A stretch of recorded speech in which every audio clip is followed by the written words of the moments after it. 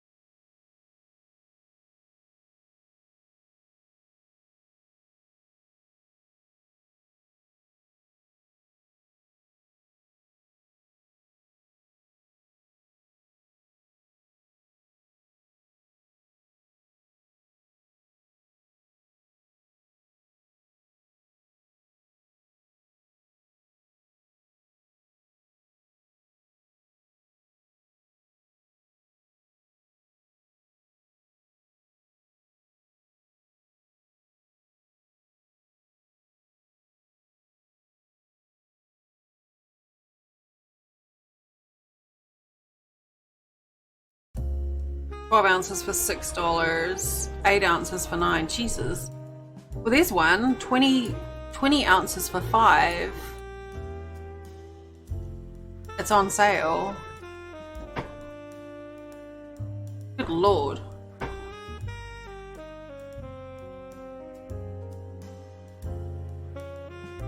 That's pretty good.